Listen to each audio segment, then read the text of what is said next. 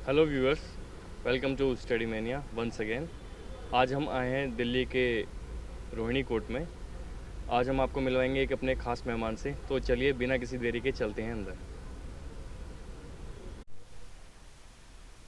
आज court promises में हमारे आने का मकसद ये है कि हम आज बेल और बेल से जुड़ी सारी वो बातें डिस्कस करेंगे जो कि अक्सर एक आम आदमी के दिमाग में घूमती हैं। और चलिए आपसे मिलवाते हैं हम दिल्ली के रोहिणी कोर्ट के सुप्रसिद्ध वकील श्री करण अग्रवाल जी से। करण जी, आपका बहुत बहुत स्वागत है स्टडी मेनिया में। जी उत्सव जी, आपका और स्टडी मेनिया टीम का बहुत बहुत तहे दिल से धन्यवाद व शुक्रिया था, आप आए। तो करण सर, हमारा फर्स्ट क्वेश्चन है कि बेल का मतलब क्या होता है? मतलब क्या मतलब है उसका, एक आम भाषा में उसको क्या कहते हैं? देखिए, आम भाषा में अगर मैं बताऊं तो बेल का एग्जैक्ट मतलब यही रहता है कि temporary release of a person from a jail, जिसका अभी केस पेंडिंग रहेगा, केस चलने के दौरान जेल से रिलीज करना उसको टेम्पररीली, फाइनल डिसीजन कोर्ट का आने तक। हाँ जी। तो अगर मान लो कोई बंदा अरेस्ट हो जाता है या कोई पर्सन अरेस्ट हो जाता है तो वो कितने टाइम बाद उसको अप्लाई कर सकता है बेल को?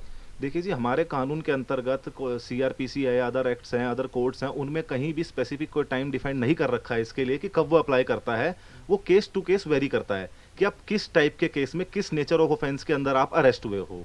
अगर आप एग्जाम्पल के लीजिए, आप मर्डर में जा रहे हैं तो at least till framing of charges, या फिर आपके पास कोई एडिशनल ऐसा ग्राउंड है जिससे आपकी इनोसेंस को प्रूव हम कर सकते हैं eight any stage since the beginning of the arrest, तो आप कभी भी उसके लिए बेल के लिए अप्लाई कर सकते हैं। इसमें टाइम का कोई भी बार नहीं है कि आप कभी भी किसी भी समय पे बेल के लिए आप अप्लाई कर सकते हैं कोर्ट में। अच्छा,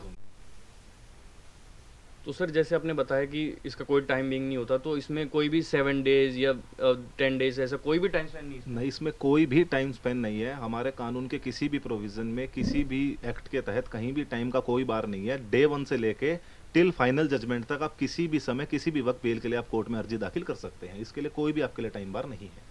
अच्छा सर, हम एक चीज़ अक्सर सुनते हैं कि बेल भी दो प्रकार की होती है, एक तो रेगुलर बेल होती है और एक एंटिसिपेटरी बेल होती है। तो इस पे थोड़ा प्रकाश डालो, ये नॉर्मल समझ में आए लोगों को। देखिए जी, एंटीसिपेटरी बेल का अगर हम मतलब समझाना चाहूँ तो इसका बेसिकली मतलब ये रहता है कि इन एंटीसिपेशन, एंटीसिपेटरी, आपकी अरेस्ट होने से पहले, प्री अरेस्ट बेल। अगर आपको डर रहता है कि मेरे को अरेस्ट होने वाला हूं, तो आप एंटीसिपेटरी बेल के लिए जा सकते हैं। और रेगुलर बेल का जो कॉन्सेप्ट होता है बिल्कुल ही डिफरेंट कॉन्सेप्ट होता है। उसका कॉन्सेप्ट होता है आफ्टर अरेस्ट, जिसके बारे में अभी हम बात कर रहे थे। अरेस्ट होने के बाद फिर आप कभी भी रेगुलर बेल के लिए कोर्ट में अप्लाई कर सकते हो, pending on the grounds, depending on the grounds की किस ग्राउंड्स पे आप जाना चाह रहे हो, क्या आपकी प्ली है कोर्ट के आगे, किस स्टेज तक आप प्ली को उसको अपना स्टेब्लिश कर पाओगे कोर्ट के आगे। फिर वो कोर्ट का मैटर ऑफ डिस्क्रिप्शन हो जाता है आपकी बेल के लिए। एंटीसिपेटरी बेल और रेगुलर बेल का कॉन्सेप्ट ही दोनों का डिफरेंट है बिल्कुल। अच्छा, मान लो जैसे ये है कि हर केस में, जैसे आप कह रहे हो हम हर केस में लगा सकते हैं एंटीसिपेट। अगर हमें फियर है अरेस्ट होने का तो हर केस में एंटीसिपेटरी लग जाएगी या उसका अलग कोई ऑप्शन जी होता है? देखिए, आप किसी भी केस में एंटीसिपेटरी बिल लगा सकते हैं unless provided in any specific law.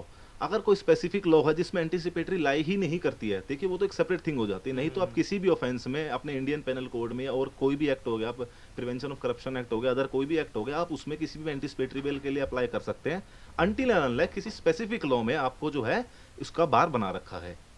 तो सर इसमें हमें पता कैसे चलेगा कि हम अरेस्ट होने वाले हैं? इसमें ऐसा क्या पता चलेगा अगर हम एंटीसिपेटरी नहीं लगाएंगे तो? जी देखिए, ऐसा होता है, इसमें क्या होता है, जैसे भी कोई एफआईआर रजिस्टर्ड हो जाती है आपके अगेंस्ट में, आपका बड़ा ठीक क्वेश्चन है। एफआईआर रजिस्टर्ड होने के बाद कई बार मैक्सिमम ऑफ द अक्यूज की प्ली ये रहती है कि हमें पता ही नहीं था कि हमारे खिलाफ ये केस रजिस्टर्ड हो गया। उसमें हमारे सीआरपीसी के 41 सब क्लॉज ए के तहत पुलिस आपको नोटिस दे करके, सर्व करके आपको बुलाएगी इन्वेस्टिगेशन ज्वाइन करने के लिए। जब वो आपके पास नोटिस आ जाएगा तो आपकी नॉलेज में आ जाएगी ये ऑफेंस है। उसके बाद आप अपनी लीगल ओपिनियन में जा सकते हैं, अपने लीगल डिपार्टमेंट किसी में भी जा करके अपने लीगल एडवोकेट से, किसी से भी पूछते हैं। अगर आपको आपके एडवोकेट सजेस्ट करते हैं और आपको लगता है कि ये फिट केस है मेरा एंटीसिपेटरी के लिए, तो आप तुरंत सीआरपीसी की धारा 438 के तहत आप कोर्ट में एंटीसिपेटरी बेल के लिए अप्लाई कर सकते हैं। अच्छा, जी। Thank you sir. तो करण सर ये बताएं कि अगर कोई भी क्राइम कमिट होता है तो क्या हर केस में बेल मिलती है? जी देखिए, आप ये नहीं कह सकती हर केस में बेल मिलती है, बट ये हम ये कह सकते हैं कि कोई भी क्राइम ऐसा नहीं है जिसमें बेल नहीं मिलती। हर एक क्राइम में आप बेल ले सकते हैं unless contrary specified in specified law. जैसे कि अगर आप एंटीसिपेटरी का कॉन्सेप्ट पे जाते हैं तो हमारा एक स्पेशल एक्ट है, Maharashtra control of organise crime act, जिसको हम शॉर्ट में कहते हैं मकोका। उसमें एंटीसिपेटरी का प्रोविजन ही लाई नहीं करता है। तो वो तो स्पेसिफिकली मेंशन अगर किसी एक्ट में हो कि इस ऑफेंस में आपको बेल नहीं मिलेगी, तो देखो सेपरेट थिंग है। नहीं तो आप किसी भी एक्ट में, किसी भी ऑफेंस में, किसी भी अपराध के तहत आप बेल ले सकते हैं किसी भी स्टेज पे कोर्ट से। तो ये अगर हमारा एक तरह से कहें तो राइट है हमारा बेल का, या प्रॉपर अगर एक हम कहेंगे बेल मिलनी ही मिलनी है हर केस में, ऐसा नहीं होता है? आप इसको राइट नहीं कह सकते बेल को, but as per our constitution and as per various judgements of the Supreme Court, bail को हम ये कह सकते हैं कि bail is a matter of rule and jail is exception. Bail आप रूल की तरह आप उसको कह सकते हैं, बेल को मैटर एज अ राइट नहीं कह सकते आप जी। तो सर इसमें जो बेल और नॉन बेलेबल जो होता है ऑफेंस जो होता है, उनमें क्या डिफरेंस होता है? देखिए अब वो बात आ जाती है जिसके ऊपर अभी हम बात कर रहे थे कि बेलेबल और नॉन बेलेबल। बेलेबल ऑफेंस होता है जिसमें bail is a matter of right होता है आपका, आप बेल राइट, आपका राइट है बेल लेना। और नॉन बेलेबल में होता है it is a discretion of the court कि वो आपको बेल पे एडमिट करती है या नहीं करती है, वो आपको रिहा कर रही है या नहीं कर रही है तो किस ग्राउंड्स पे कर रही है, और नहीं रिहा कर रही तो किस ग्राउंड पे नहीं कर रही है, किन कारणों के तहत आपको बेल नहीं दी जा रही है। वो फिर एक स्पेसिफिक इसका जो है डिफरेंशिएशन ये आ जाता है कि बेलेबल में आपका राइट होता है, नॉन बेलेबल में कोर्ट की डिस्क्रिशन होती है। ठीक है, जो कोर्ट जैसे। सर हमारा नेक्स्ट क्वेश्चन ये है कि कौन से जज बेल ग्रांट कर सकते हैं, किसके पास पावर है? जैसे सिविल जजेस हो गए, एडीजे हो गए या एमएम हो गए, तो इनमें से किसके पास पावर होती है बेल ग्रांट करने की? हर एक जज को पावर है बेल ग्रांट करने की। वो स्पेसिफिकली देखा जाता है कि किस कोर्ट को उस पे केस का ट्रायल करना है, किसको नहीं करना है। बट ऐसा बिल्कुल नहीं कह सकते कि किस जज को पावर नहीं है। एमएम से लेकर सेशंस जज हो गए, हमारे ऑनरेबल हाई कोर्ट हो गए, ऑनरेबल सुप्रीम कोर्ट हो गई, जस्टिस, सबको पावर है बेल देने की, ऐसा नहीं है कुछ भी जी। अच्छा सर, एक क्वेश्चन हो रहा है कि क्या पुलिस थाने से भी बेल हो जाती है? जी बिल्कुल हो जाती है, पुलिस थाने से बिल्कुल बेल हो जाती है, बट उसमें देखना पड़ता है कि किस तरीके का वो अपराध है जिसमें आपकी बेल हो रही है। अभी हम जिसके विषय में बात कर रहे थे, बेलेबल ऑफेंस। बेलेबल ऑफेंस में जहां आपका bail is a matter of right होता है, तो पुलिस आपको पुलिस स्टेशन में ही अरेस्ट करके वहीं आपको बेल आउट कर देती है, वहीं आपको बेल पर रिलीज कर देती है। उसके अलावा भी अभी कुछ टाइम पहले हमारे ऑनरेबल सुप्रीम कोर्ट की जजमेंट आई थी Arnesh Kumar versus state of Bihar. उसमें हमारी स्पेसिफिक ऑनरेबल कोर्ट ने भी डायरेक्शंस पास करी थी कि जिन भी केसेस में मैक्सिमम सजा 7 साल तक की है, उसमें पुलिस ऑफिशियल्स को ये कहा गया था कि तुम अरेस्ट मत कीजिए। उसमें हमारी कोड ऑफ क्रिमिनल प्रोसीजर के धारा 41A के तहत बाउंड डाउन कर लिया जाता है मुलजिम को कि वो इन्वेस्टिगेशन में कोऑपरेट करेगा, इससे वो अरेस्ट होने से बच जाता है जी। Thank you sir. सर हमारा नेक्स्ट क्वेश्चन ये ऐसे है कि जैसे मुलजिम की अगर बेल एप्लीकेशन रिजेक्ट हो जाती है तो वो तो बड़ा होपलेस हो जाता है, तो उसके बाद क्या क्या प्रोसेस रहता है कि वो दोबारा कब अप्लाई कर सकता है? ऐसा देखिए ऐसा बिल्कुल नहीं होता है कि होपलेस हो जाते हैं। ठीक है, वो हम आमतौर पे देखते हैं किसी भी मुलजिम की अगर बेल एप्लीकेशन कोर्ट से रिजेक्ट हो जाती है तो वो काफ़ी होपलेस हो जाता है कि पता नहीं मैं बाहर आ पाऊंगा भी या नहीं आ पाऊंगा। बट ऐसा नहीं होता कि आपके पास सुपीरियर कोर्ट्स का ऑप्शन हमेशा रहता है। अगर आपकी एक लोअर कोर्ट से बेल डिसमिस हो रही है तो आपके पास हायर कोर्ट में अप्रोच करने के लिए बिल्कुल आपके पास लिबर्टी रहती है, आप अप्रोच कर सकते हैं, आप अपने ग्राउंड्स को वहाँ पे रख सकते हैं। बट हाँ, कुछ किन्हीं सिचुएशंस में ऐसा हो जाता है कि कुछ जैसे हीनियस ऑफेंसेस हैं, इनमें आपकी बेल रिजेक्ट हो जाती है, तो उसमें मैं ये तो नहीं कहूँगा कि दोबारा बेल लगाने का कोई स्पेसिफाइड टाइम है, आप चाहे नेक्स्ट डे भी अप्लाई कर सकते हैं, बट सेम ग्राउंड्स के ऊपर कोर्ट दोबारा उसको कंसिडर नहीं करती है। जिन ग्राउंड्स के ऊपर आपकी ऑलरेडी एक बार बेल रिजेक्ट हो चुकी है, उन्हीं आधार के ऊपर, उन्हीं ग्राउंड्स के ऊपर दोबारा बेल लगाना तो मैं उचित नहीं समझता हूँ। कोई नया ग्राउंड ऐड हो जाए, कोई नया हमारे पे प्ली आ जाए, कोई नई हमारे पास एविडेंस आ जाए तो एक अलग बात होती है, हम अप्लाई कर लेते हैं, नहीं तो नहीं लगानी चाहिए ऐसे में जी। सर एक क्वेश्चन जैसे जो बेल बॉन्ड के बारे में है, बेल बॉन्ड क्या होता है और उसको भरने का क्या प्रोसीजर होता है? देखिए बेल बॉन्ड का मतलब होता है कि जब आप जेल से रिहा होते हो तो कोर्ट को वचन दे रहे हो, प्रॉमिस दे रहे हो कि बेल का जो बेसिकली पर्पस होता है वो यही होता है कि जेल से रिहा होना है मुलजिम को, और कोर्ट का जो पर्पस होता है उसको जेल में रखने का वो ये होता है to secure the presence of the accused, कल को केस चलने के दौरान ये भाग ना जाए, ठीक है ना, इसीलिए उसको जेल में रखा जाता है।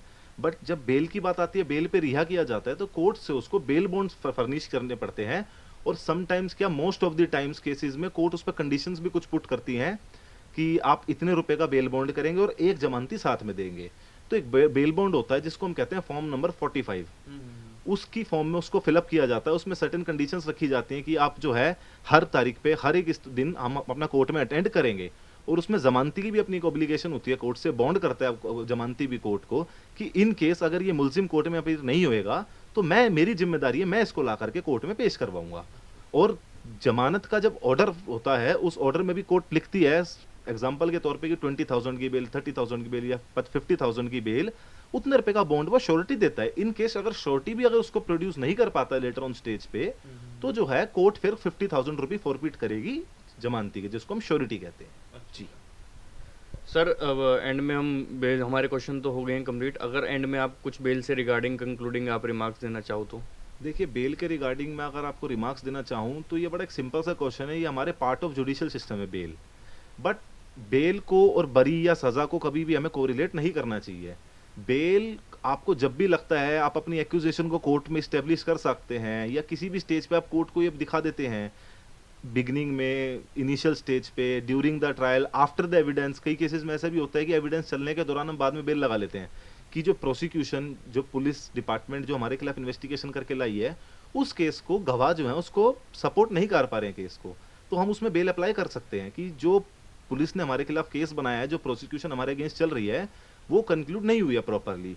या फिर बेल को जो है आप कभी भी at any stage you can adduce any evidence और डॉक्यूमेंट बिफोर द कोर्ट, कि आप कोर्ट को प्राइमा फेसाई स्टेब्लिश कर दीजिए कि हाँ मैं इसमें इनोसेंट हूँ, तो आप बेल के लिए अप्लाई कर सकते हैं। बेल के लिए उसमें कोई भी बाधा नहीं रहती है हमारे लिए, यही है।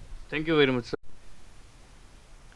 सो करण सर, बहुत बहुत थैंक यू, आज आपने इतना कीमती समय हमारे लिए निकाला और बहुत सारी ऐसी बातें बताई जो आम पब्लिक को नहीं पता होती हैं। तो उसके लिए हम बहुत बहुत शुक्रिया तहे दिल से शुक्रिया अदा करते हैं आपका। जी उत्सव जी, बिल्कुल आपका भी, और स्टडी मेनिया के थ्रू मुझे भी काफ़ी लीगल एक्सपीरियंस का, एक जनरल पब्लिक का, एक आम आदमी को उनके राइट्स के बारे में अवेयर करने का मौका मिला। उसके अलावा लीगल एस्पिरेंट्स हैं, उनका बड़ा डाउट रहता है कि बेल का क्या स्टेज होती है क्या नहीं है, मुझे भी उसके लिए अपने अपने व्यूज़ उन तक पहुंचाने का आपके थ्रू प्लेटफॉर्म मिला। मुझे बहुत बहुत धन्यवाद आपका तहे दिल से।